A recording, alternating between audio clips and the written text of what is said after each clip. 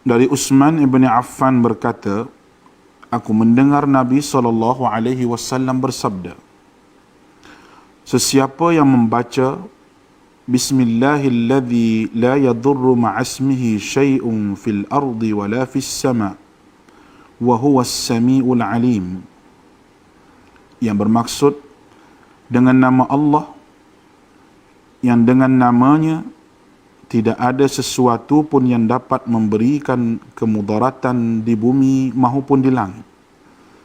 Dialah yang maha mendengar lagi maha mengetahui. Sebanyak 3 kali, maka dia tidak akan ditimpa bala yang datang secara tiba-tiba sehingga subuh. Dan barang siapa yang membacanya ketika subuh sebanyak 3 kali, maka dia tidak akan ditimpa bala secara tiba-tiba sehingga petang, iaitu malam. Hadis rawahu Abu Dawud menurut Syekh Syu'ib Al-Arnud. Hadis ini adalah hasan. Bismillahirrahmanirrahim. Assalamualaikum warahmatullahi wabarakatuh. Salam sejahtera, salam Ramadan, selamat berpuasa kepada murid-murid terutama sekali yang beragama Islam. Bismillahirrahmanirrahim. Alhamdulillahi rabbil alamin. Wassalatu wassalamu ala asyrafil anbiya'i wal mursalin wa ala alihi wa sahbihi ajma'in. Rabbi shrah li sadri wa yassir li amri wa hlul 'uqdatan min lisani yafqahu qawli. Terlebih dahulu, marilah kita sama-sama panjatkan rasa kesyukuran kehadrat Allah Subhanahu wa taala kerana dengan limpah kurnia dan keizinannya juga kita masih lagi dipanjangkan usia dan masih lagi diberi kesempatan untuk sama-sama belajar walaupun dalam keadaan situasi negara kita dan seluruh dunia. Kita tidak dapat berada di sekolah kerana wabak COVID-19 yang melanda negara dan seluruh dunia sekarang ini. Dan walau bagaimanapun, pembelajaran tidak dapat kita abaikan dan kita mesti teruskan walau apapun keadaan yang berlaku sekarang ini.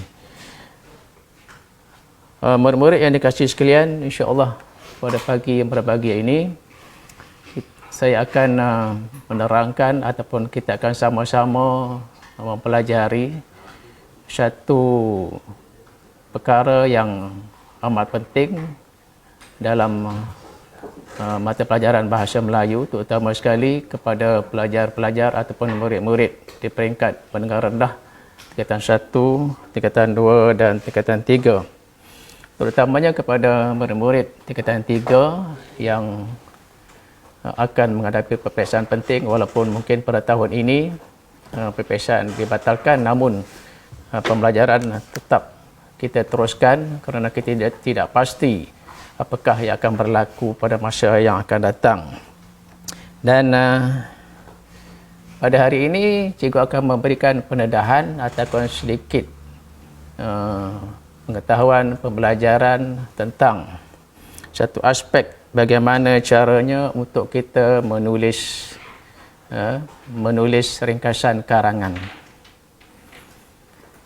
Kepada pelajar-pelajar ataupun murid-murid tingkatan 2 ataupun tingkatan 3, rasanya kemahiran meringkas karangan ini telah pun dipelajari di sekolah dan mungkin jika telah pun dipelajari di sekolah, boleh dah menganggap kemahiran ini sebagai satu ulang kaji kepada murid-murid semua.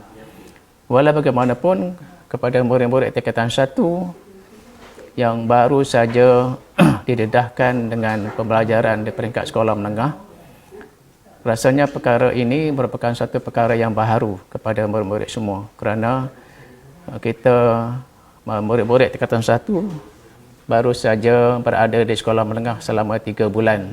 Jadi kemungkinan besar kemahiran menulis ringkasan karangan ini belum lagi dipelajari. Okay?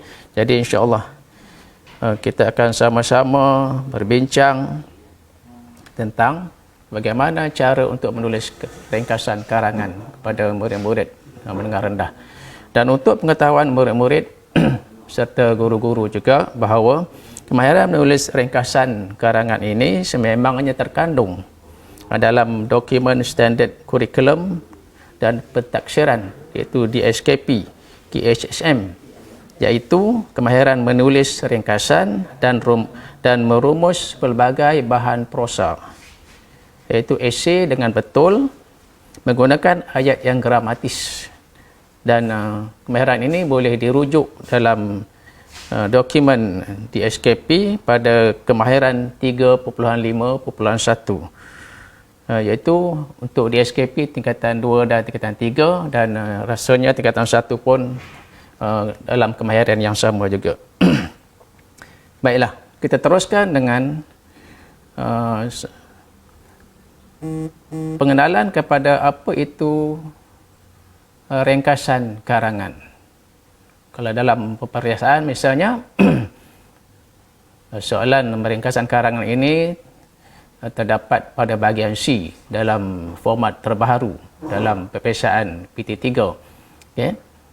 Apa itu ringkasan karangan? Jadi secara umumnya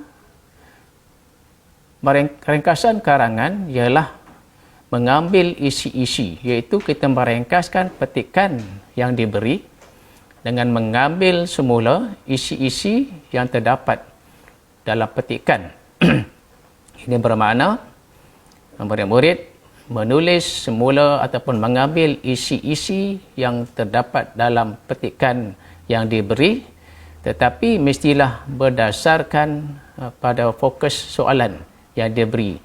Jadi bermakna murid-murid bukan diminta ataupun bukan boleh menulis sesuka hati tentang isi yang terdapat dalam petikan. Ya. Jadi murid-murid mestilah menulis isi yang terdapat dalam petikan tersebut berdasarkan fokus soalan yang terdapat dalam soalan yang diberi. Fokus soalan contohnya kemungkinan dia akan bertanya tentang apakah usaha, bagaimanakah cara, apakah faktor, okay, apakah faedah, dan banyak lagi fokus soalan yang boleh ditanya dalam latihan di sekolah ataupun di dalam peperiksaan. Baik, itu yang pertama. Kemudian format yang seterusnya untuk ringkasan karangan ini juga dari segi jumlah perkataan. Kalau mengikut kepada format yang baru, jumlah perkataan yang mesti diambil kira ialah antara 80 hingga 100 patah perkataan. Jadi semasa menulis ringkasan, biasakanlah menulis ringkasan mengikut jumlah perkataan antara 80 hingga 100 patah perkataan. Ya. Jadi kalau menulis lebih daripada 100 patah perkataan, isi yang ditulis melebihi daripada perkataan yang ke 100 itu kemungkinan tidak dikira sebagai isi. Jadi ini akan merugikan murid-murid sendiri. Itu dari segi jumlah perkataan. Seterusnya, bilangan perenggan kebiasaannya dalam menulis ringkasan karangan, kita hanya menulis dalam satu perenggan sahaja. Kita tidak menulis 2 atau 3 perenggan seperti kita menulis karangan. Kerana biasanya karangan yang hanya 80 hingga 100 patah perkataan, kita hanya menulis dalam satu perenggan sahaja. Walaupun pemerengganan ini tidaklah merupakan satu format yang boleh dihukum kepada murid-murid jika menulis lebih daripada satu perenggan. Walau bagaimanapun, kalau kita menulis lebih daripada satu perenggan, seakan-akan karangan kita itu tidak menarik kerana kemungkinan perenggan yang banyak menyebabkan perenggan itu menjadi terlalu pendek. Jadi dalam ringkasan karangan ini, biasanya kita hanya menulis satu perenggan sahaja. Okay. Baik, seterusnya, bilangan isi. Okay. Dalam ringkasan karangan, isi yang dikehendaki ataupun yang mesti ditulis oleh murid-murid hanyalah 5 isi sahaja. Okey. Jadi 5 isi sahaja dalam keseluruhan ringkasan karangan kita. Walau bagaimanapun, murid-murid boleh juga menulis lebih daripada 5 isi. Mungkin boleh menulis 6 isi atau 7 isi. Okey. Kalau menulis lebih daripada 5 isi, kemungkinan jika ringkasan karangan kita itu bilangannya masih lagi belum mencukupi ataupun masih dalam lingkungan 100 patah perkataan. Ini bermakna jika ringkasan karangan itu setelah kita menulis 5 isi masih lagi sedikit, misalnya 70 patah perkataan misalnya, jadi murid-murid bolehlah menambah isi ke-6 atau isi ke-7 dan seterusnya. Untuk pengetahuan murid-murid semua, dalam satu petikan yang diberi kemungkinan ada lebih daripada 7 ataupun 8 isi. Dan yang keduanya, kemungkinan boleh kita tulis lebih daripada 5 isi sekiranya kita khawatir atau bimbang ada isi yang kita tulis itu tidak tepat ataupun tidak betul. Jadi apabila kita menulis lebih daripada 5 isi, kita menulis 6 isi contohnya, jika ada isi yang salah satu, jadi masih lagi kita dapat isi yang penuh, iaitu 5 isi yang dikehendaki dalam pemarkahan ataupun yang dikehendaki oleh kehendak ringkasan karangan itu sendiri. Ya, boleh lah. Kemudian dalam ringkasan karangan juga kita tidak menulis pendahuluan. Tidak ada pendahuluan dan tidak ada penutup ringkasan. Ya? Jangan kita mulakan ringkasan dengan pendahuluan. Ya? Kita tulis dasawasa ini contohnya. Ya? Sejak akhir-akhir ini, ya? Dalam mendepani negara yang sering sedang mencabar sekarang ini, itu dalam penanda wacana pendahuluan itu kita tak perlu. Ya? Jadi yang kita tulis hanyalah isi saja. Begitu juga dengan penutup ringkasan. Ya? Tidak ada penutup ringkasan dalam ringkasan karangan. Ya? Kita tidak perlu menulis kesimpulannya, kita tidak perlu menulis intihanya dan sebagainya lah. Kesimpulannya semua pihak hendaklah bekerjasama bagi mengatasi itu tak perlu. Ya, tidak ada penutup ringkasan. Jadi secara umumnya ringkasan lebih mudah. Ringkasan hanyalah kita menulis semula isi-isi yang terdapat di dalam petikan yang diberi. Baik. Kemudian untuk makluman murid-murid juga, eloklah didedahkan sedikit dengan pemarkahan, iaitu ringkasan karangan markahnya ialah 15, di mana dibagikan kepada 2 bahagian, iaitu markah isinya 10 markah. 5 isi yang ditulis, setiap isi 2 markah, dan 5 isi 10 markah. Sementara markah bahasa ialah 5 markah. Jadi jumlah pemarkahan ialah 15 markah. Okey.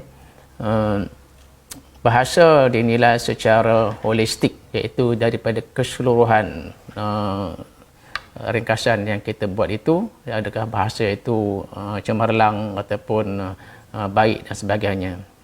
Baik.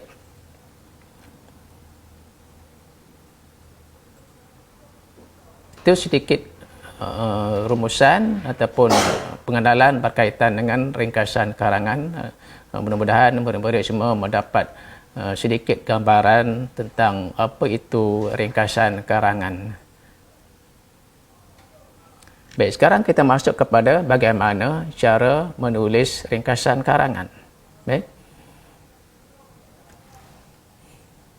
Pertama sekali, apabila kita mendapat soalan ataupun latihan yang diberi oleh guru, semestinya kita membaca soalan. Dan dalam soalan itu ada fokus soalan yang diberi, dan dalam fokus soalan inilah merupakan isi yang perlu dicari oleh murid-murid dalam petikan. Sebagaimana yang cikgu bagi tahu tadi, bahawa fokus soalan yang diberi kemungkinan tentang usaha, cara, faktor, faedah dan sebagainya. Kalau kita tengok contoh soalan di sini, kalau cikgu bagi contoh soalan, misalnya dalam petikan yang perenggan yang pertama tu, perenggan pertama, baca di sini ialah yang dihitamkan sebab-sebab masyarakat kurang membaca buku ilmiah. Jadi apabila kita membaca soalan, pastikan apakah fokus soalan yang diberi di dalam soalan. Jadi di sini fokusnya ialah sebab-sebab. Sebab-sebab ataupun kita panggil sebagai faktor-faktor. Jadi pastikan isi yang hendak dicari oleh murid-murid nanti dalam petikan tersebut ialah sebab-sebab masyarakat kurang membaca buku ilmiah. Baik, kita sambung. Yang kedua, kemudian kita bacalah petikan dan kenal pasti isi mengikut fokus soalan yang diberi. Apabila kita membaca petikan, sambil membaca itu kita kita kenal pasti isi, adakah itu isi yang ditanya ataupun yang diberi dalam fokus soalan. Dan kita boleh membuat garis, kita menggaris isi-isi yang kita peroleh. Ataupun sekarang ini ramai murid-murid yang menggunakan contohnya highlight marker, supaya lebih jelas, ada yang berwarna merah, hijau, kuning dan sebagainya lah. Jadi itu boleh kita buat semasa kita mencari isi-isi di dalam petikan. Baik. Terusnya, setelah dapat isi yang dikehendaki, kita tuliskan ringkasan yang lengkap.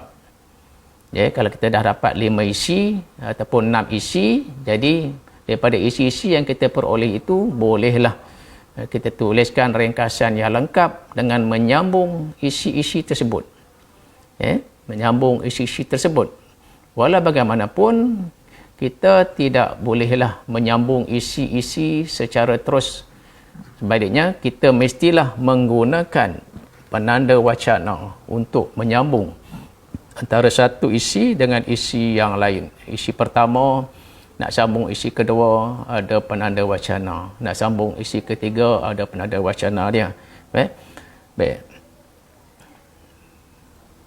Sekarang kita tengok kepada semasa kita nak menyambung isi-isi itu, kita bolehlah menggunakan penanda wacana yang cikgu berikan di sini. Contohnya yang ini, contoh penanda wacana tu selain itu. Tapi kalau untuk isi yang pertama, kita tidak perlulah menulis penanda wacana. Untuk isi pertama, kita teruslah ambil fokus soalan dan terus menulis isi pertama. Penanda wacana yang cikgu senarkan di sini ialah penanda wacana yang digunakan untuk isi kedua, isi ketiga, isi keempat, isi kelima dan seterusnya. Jadi contohnya kita boleh gunakan perkataan penanda wacana selain itu. Di samping itu. Untuk isi kedua kita guna selain itu. Untuk isi ketiga kita guna di samping itu pun boleh. Untuk isi yang keempat guna seterusnya. Yang mudah-mudah saja. Tambahan pula. Kita juga boleh menggunakan penanda wacana ataupun kata hubung dan untuk menggabungkan dua isi dalam satu ayat. Yang ini kemungkinan untuk menjimatkan jumlah perkataan. Jadi kita gabungkan dua isi dalam satu ayat dan kita boleh menggunakan kata hubung dan. Dan untuk isi yang terakhir, isi ke-6 ataupun isi yang ke-5 kita bolehlah menggunakan penanda wacana akhirnya. Akhirnya ini menunjukkan bahawa itulah isi yang terakhir yang hendak kita tulis dalam ringkasan karangan kita. Baik, seterusnya. Okey, dalam menulis ringkasan karangan, sebagaimana yang telah kita lihat dalam soalan tadi bahawa bilangan perkataan adalah sebanyak antara 80 hingga 100 patah perkataan sahaja. Baik. Dalam mengira jumlah perkataan, terdapat beberapa perkataan yang kita kira sebagai satu patah perkataan. Satu patah perkataan. Perkataan-perkataan lain kita bilang seperti biasa, tetapi terdapat juga perkataan-perkataan lain yang dibilang sebagai satu patah perkataan. Contohnya ialah kata nama khas. Kata nama khas ini kadang-kadang dalam petikan, terdapat dalam petikan yang mempunyai perkataan yang banyak. Contohnya di sini kelab rukun tetangga, walaupun dia 3 patah perkataan, tetapi disebabkan dia tergolong sebagai kata nama khas, kita kira ia sebagai satu patah perkataan sahaja. Kalau nama orang misalnya sangat panjang, nama sekolah misalnya Sekolah Menengah Kebangsaan Datuk Syekh Ahmad, panjang, ada 6 patah perkataan atau sebagainya, tapi apabila kita menulis dalam ringkasan, kita kira sebagai satu patah perkataan. Jadi untuk murid-murid, jika kita menulis ringkasan, jangan takut untuk menulis kata nama khas dalam ringkasan tersebut. Terutama sekali kalau kata nama khas itu dijadikan sebagai subjek, sebab dia juga dikira sebagai satu patah perkataan. Yang lain contohnya ialah perkataan beri imbuhan di ataupun kata sendi di dan ke yang dijarakkan. Biasanya terdapat murid yang mengira di itu dan ke sebagai satu patah perkataan. Jadi sebenarnya kata sendi di dan ke tidak dikira sebagai perkataan. Kata sendi di ataupun perkataan yang menerima kata sendi di kemudian dijarakkan, misalnya di sana, di sini, di sekolah, di tempat kerja dan sebagainya, ke tempat kerja, ke sekolah, dikira sebagai satu patah perkataan. Seterusnya, kata ganda. Kata ganda juga dikira sebagai satu patah perkataan. Pertama sekali, kata ganda yang mempunyai tanda sempang dikira sebagai satu. Seterusnya ialah tarikh. Tarikh, kalau kita menulis tarikh, dan ini bukanlah kita gunakan hanya semata-mata dalam ringkasan karangan, kemungkinan juga kita boleh gunakan apabila kita menulis karangan-karangan yang lain seperti surat kiriman dan sebagainya. Jadi apabila ada tarikh seperti ini, kita juga kira sebagai satu patah perkataan. Misalnya 1 Julai 2019 contohnya. Jadi kira sebagai satu patah perkataan. Baik, kemudian angka. Apabila angka kita tulis dalam bentuk simbol, angka kita tulis dalam bentuk nombor. Contohnya kalau 2019 itu ialah kita kira sebagai satu patah perkataan. Tetapi kalau angka kita tulis dalam bentuk ejaan, kita kena bilang mengikut tiap-tiap patah perkataan. Jadi untuk menjimatkan jumlah perkataan, apabila dalam ringkasan itu terdapat angka-angka, jadi kita bilang sebagai satu patah perkataan, iaitu angka yang ditulis dalam bentuk simbol ataupun nombor. Misalnya angka 50, kita tulis 50, jadi kita bilang sebagai satu. Kalau kita eja 50 dengan dalam bentuk ejaan LIMA 5 PULUH 50, kita terpaksa kira sebagai 2 lah. Baik. Terusnya. Okey. Cikgu memberi satu formula untuk menulis ringkasan di sini. Okey. Dalam menulis ringkasan, kita boleh mulakan terus dengan ayat fokus soalan. Ayat fokus soalan, kemudian biasanya kita sambung dengan ialah. Misalnya kalau dalam soalan ni, ayat fokus soalannya ialah sebab masyarakat kurang membaca buku ilmiah, contoh dia. Jadi kita dalam ayat pertama kita terus tulis fokus soalan, sebab-sebab masyarakat kurang membaca buku ilmiah. Kemudian barulah kita masukkan, sebelum kita menulis isi pertama, kita tambahlah dengan perkataan ialah, kemudian masuklah isi pertama. Kemudian untuk isi yang kedua kita guna penada wacana selain itu. Okey, selain itu kemudian kita teruskan dengan menulis isi kedua. Untuk isi ketiga kita guna penada wacana yang lain, iaitu di samping itu. Okey, di samping itu koma, kemudian kita tulislah isi ketiga. Isi keempat kita boleh tulis terusnya. Okey, isi kelima kita boleh tulis tambahan pula. Dan kalau nak tulis isi keenam dan seterusnya, kita tulis lapatan akhirnya untuk isi yang terakhir. Okey, itu formula ataupun cikgu kira sebagai panduan paling mudah untuk kita menulis ringkasan karangan. Jadi murid-murid tidak perlulah untuk berfikir dengan serius, dengan sangat, dengan teruk, dengan fikir dengan mudah. Daripada apa yang cikgu bagi di sini, daripada apa yang panduan yang diberi di sini, jadi pada murid-murid tidak perlulah berfikir susah payah untuk menghafal bagaimanakah cara untuk menulis ringkasan karangan. Hamba ambil formula ini sahaja, jadi kita dapat menulis ringkasan dengan begitu cepat. Okey, dari segi masa, biasanya dalam meringkas karangan ini masa yang paling minimum yang diberi ialah sebanyak 15 minit sahaja, sesuai dengan markah yang diberi dalam peruntukan markah yang diberi.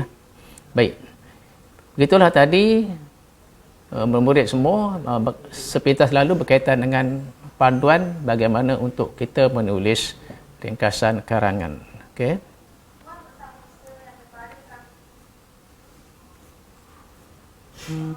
Baik, sekarang kita tengok latihan. Okey. Contohnya cikgu di sini cikgu ada beri satu latihan.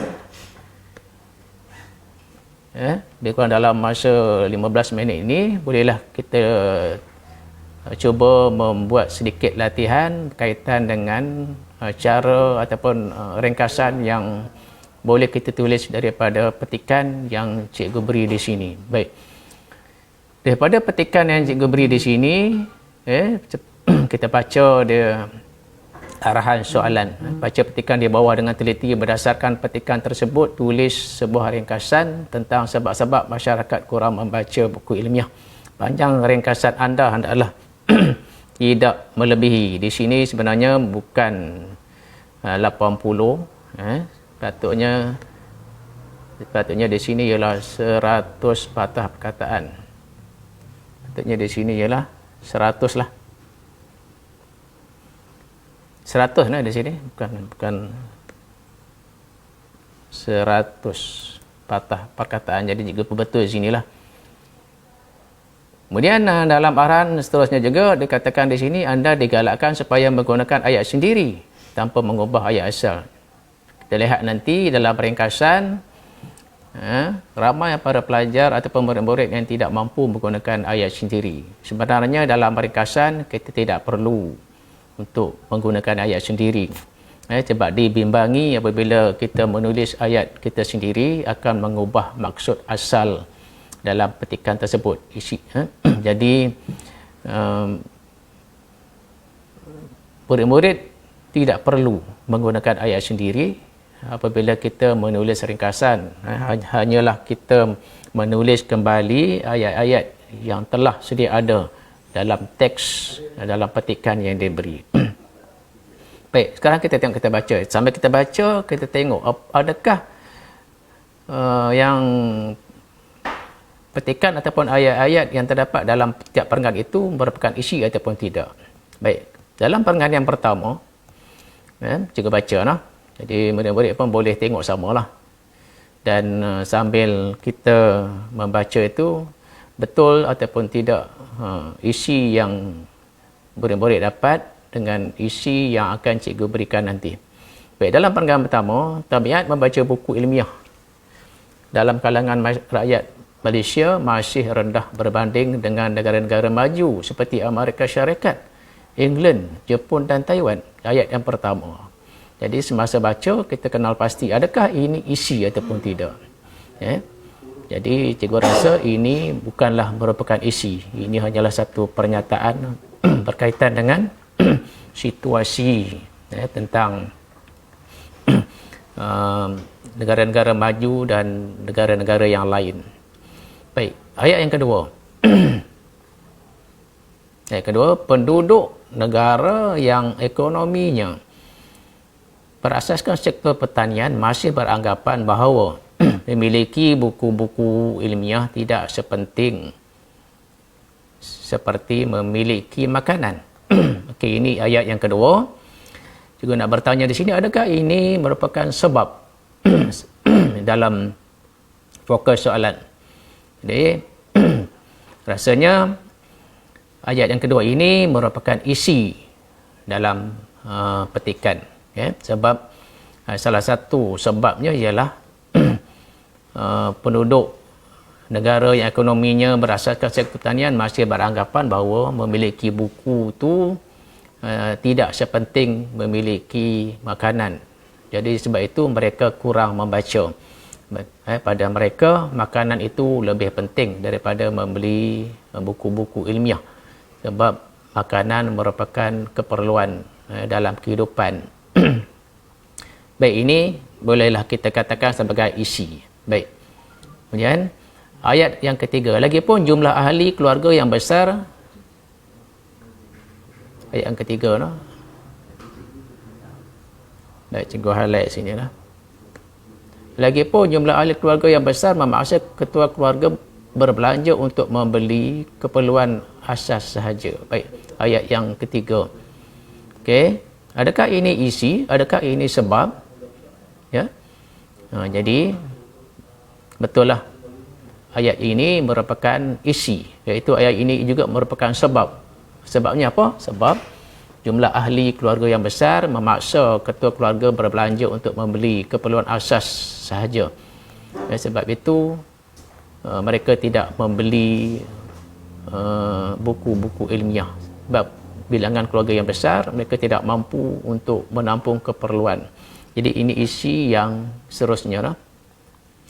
Baik, kita baca seterusnya. Fenomena ini berlaku kerana rakyat yang tinggal di negara yang berasaskan pertanian sangat malas berfikir kerana bidang pertanian lebih teratur dan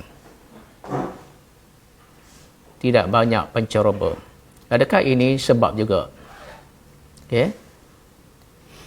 Okey, kita juga boleh menyatakan bahawa ini ialah sebab. Okey, jadi sebabnya di sini rakyat yang tinggal di negara yang berasaskan pertanian, negara-negara yang dunia ketiga contohnya yang bergantung kepada pertanian, ramai yang bekerja sebagai petani. Okay. Jadi mereka lebih melibatkan diri dalam bidang pertanian kerana bidang pertanian ini tidak memerlukan minda untuk mereka berfikir. Jadi sebab mereka ini malas berfikir, kerana bidang pertanian lebih teratur, tidak banyak penceroboh. Mereka hanya menggunakan tenaga sahaja. Ini pun dikirakan sebagai satu sebab juga. Baik, seterusnya. Mereka membaca hanyalah untuk menghiburkan hati. Okey, ayat ni. Mereka membaca hanyalah untuk menghiburkan hati. Okey. Baik, lantaran itu buku-buku terbitan Dewan Bahasa dan Pustaka bernilai 40 juta ringgit tidak terjual kerana gagal menarik minat membaca. Baik, daripada ayat sini hingga ayat terakhir tidak ada isi di sini. Sini hanyalah satu penyataan bahawa apa yang dialami oleh Dewan Bahasa dan Pustaka yang diakibatkan oleh sikap rakyat tidak membeli, tidak membaca buku ilmiah. Dewan Bahasa dan Pustaka juga mengalami kerugian sebanyak 40 juta ringgit. Mungkin data terkini angkanya lebih lagi lah. Baik, Perenggan yang kedua, selain itu bahan-bahan bacaan lebih mahal daripada komik dan bahan-bahan pecisan. Baik, di sini. Jadi kita nampak jelaslah bahawa di sini juga ialah sebab. Okey, sebab apa? Masyarakat kurang membeli buku ilmiah kerana bahan bacaan ilmiah lebih mahal daripada komik dan bahan-bahan bacaan pecisan. Apa itu bahan bacaan pecisan? Bahan bacaan pecisan ialah bahan-bahan bacaan ringan seperti komik ataupun buku-buku cerita yang dia baca oleh murid-murid. Okey, itu bacaan pecisan, terutama sekali komik-komik lah.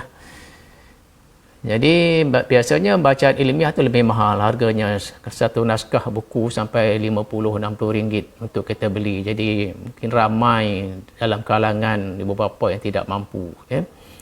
Baik, itu ialah isi. Kemudian penjualan buku-buku ilmiah masih terbatas dan sukar dibeli di pasaran. Ini pun juga merupakan isi. Okay? Mengapa? Sebab buku ilmiah kurang dibaca kerana buku ilmiah masih terbatas dan sukar dibeli di pasaran. Okey, ini ialah isi dia lah.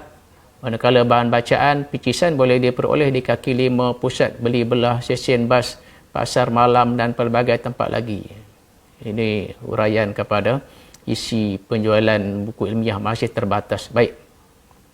Kemudian perenggan seterusnya kita baca, komik dan bahan-bahan bacaan pecisan juga dipersembahkan dalam bentuk ilustrasi dan grafik yang menarik. Okey, ini pun merupakan satu sebab mengapa bahan ilmiah kurang dibaca kerana dalam bahan bacaan ilmiah tidak ada grafik yang menarik. Semua kebanyakannya dalam bentuk tulisan semata-mata. Sedangkan dalam bacaan pecisan persembahannya dalam bentuk yang menarik, dalam bentuk ilustrasi dan grafik. Jadi murid-murid ataupun ramailah dalam kalangan kita yang lebih berminat untuk membaca bahan-bahan seperti ini. Ya.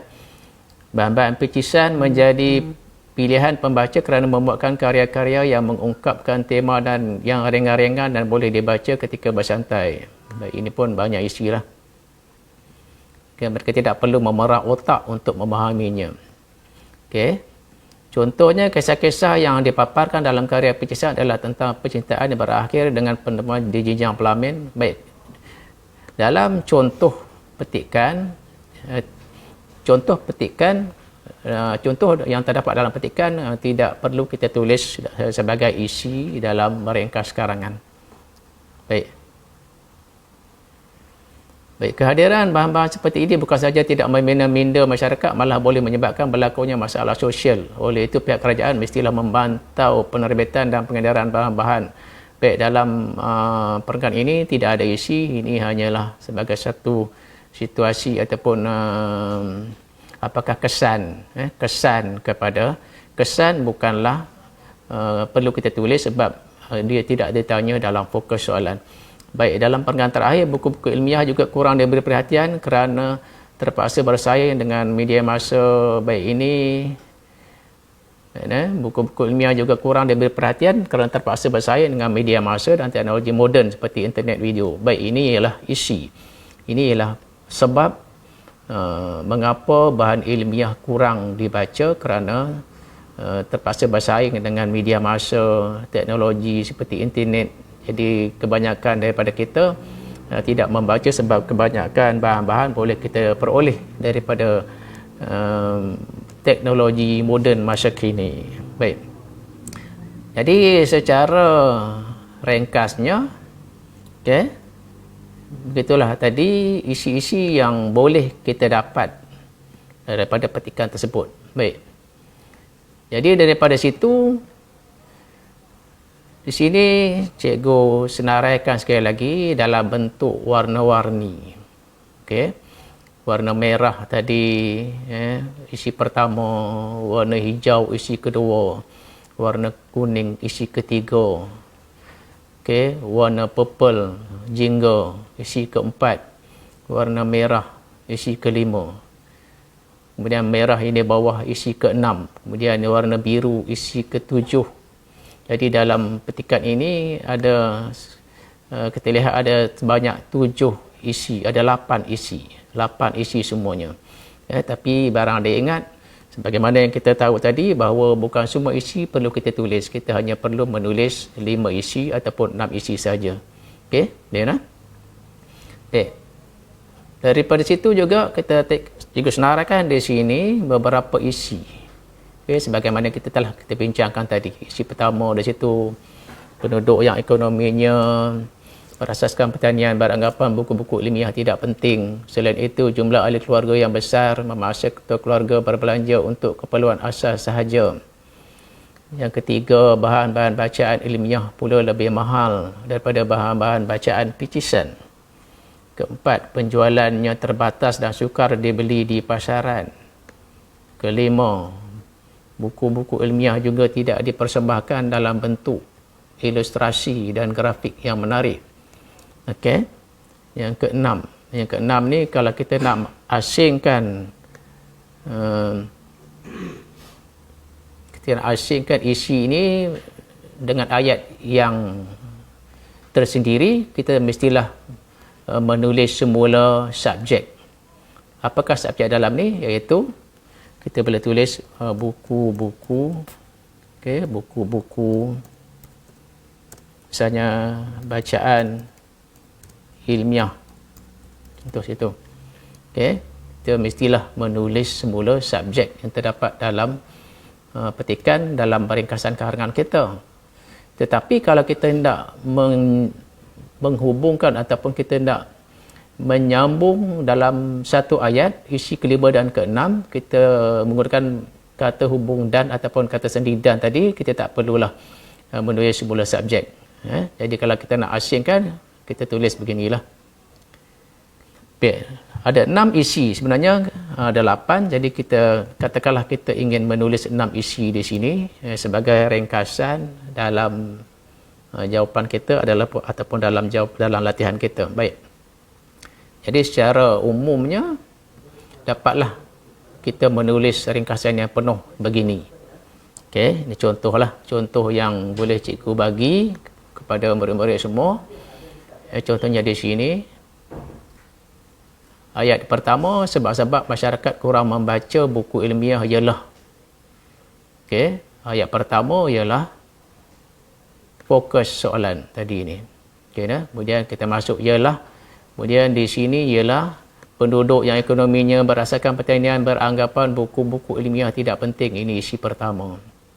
Kemudian selain itu kita gunakan penanda wacana. Selain itu masuk isi kedua, jumlah ahli keluarga yang besar memaksa ketua keluarga berbelanja untuk keperluan asas sahaja. Okey, kemudian kita sambung dengan seterusnya. Setiap penanda wacana kita tulislah koma di sini. Seterusnya bahan-bahan. Okey, ni huruf kecil lah. Huruf kecil di sini ni bahan, bukan huruf besar. Bahan-bahan bacaan ilmiah pula lebih mahal daripada bahan-bahan bacaan picisan. Di samping itu, penjualannya terbatas dan sukar dibeli di pasaran. Akhirnya di sini digabungkan dua isi dalam satu ayat. Buku-buku ilmiah juga tidak dipersembahkan dalam bentuk ilustrasi dan grafik yang menarik. Dan di sini ada perkataan dan. Okey, dan ini kita jadikan sebagai penghubung kepada isi yang seterusnya.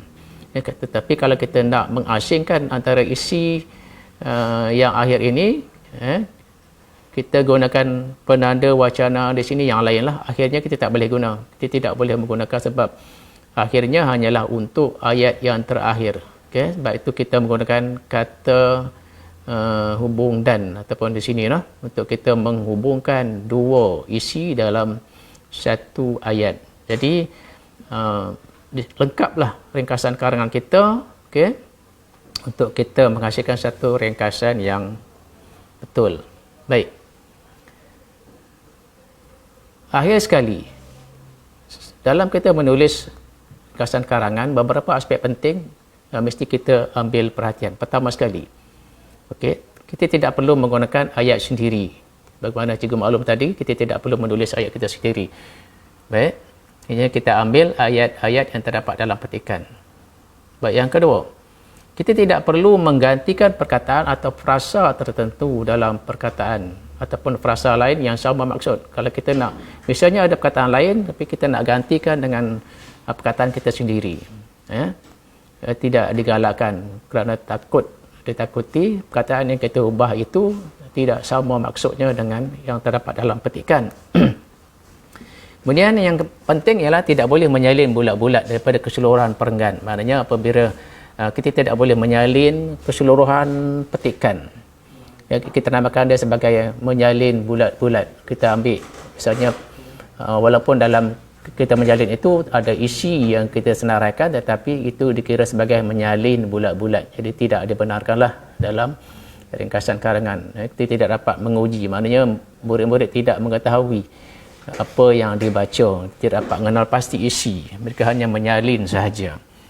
Okey, dan juga tidak boleh menyalin secara terpilih. Menyalin secara terpilih bermakna kemungkinan dia tidak menggunakan penanda wacana. Apabila tidak menggunakan penanda wacana, hanya mengambil isi-isi dalam petikan tersebut, kita katakan, dan menyambung, ambil isi satu, sambung isi 2, sambung isi 3, itu kita katakan sebagai menyalin secara terpilih. Ya, maknanya murid-murid tidak menggunakan penanda wacana. Okay. Jadi apabila kita menggunakan penanda wacana, walaupun isi yang kita tulis itu terdapat dalam petikan, itu tidak dikira sebagai menyalin secara terpilih. Ya. Tidak dikira sebagai ringkasan yang betul lah. Baiklah. Jadi rasanya kita fahamlah setakat ini, setakat yang cikgu berikan panduan-panduan, mudah-mudahan apa yang cikgu sampaikan pada hari ini dapat memberikan manfaat kepada kita semua, dan mudah-mudahan kita dapat menulis ringkasan karangan dengan yang sebaik mungkin. Dan sebagaimana yang cikgu katakan tadi, walau bagaimanapun kita mestilah melakukan latihan demi latihan. Kita tidak boleh mengharapkan hanya satu latihan sahaja. Jadi kalau kita mengadakan banyak latihan, akhirnya kita akan menjadi lebih cekap ataupun lebih mantap dalam menghasilkan ringkasan karangan. Jadi itulah sahaja murid-murid apa yang dapat cikgu beri pada hari ini. InsyaAllah di lain masa InsyaAllah kita akan dapat bertemu lagi jika diizinkan Allah.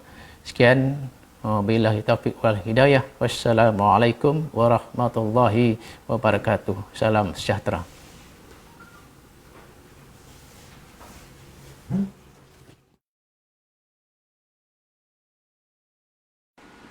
Daripada Anas bin Malik radhiyallahu anhu berkata, Nabi SAW pernah berdoa, Allahumma inni a'udzubika minal barasi wal jununi wal juzami wa min sayil asqam.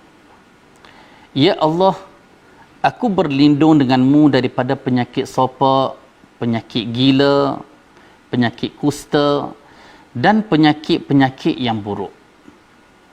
Hadis diriwayatkan oleh Al-Imam Abu Dawud dengan sanad yang sahih.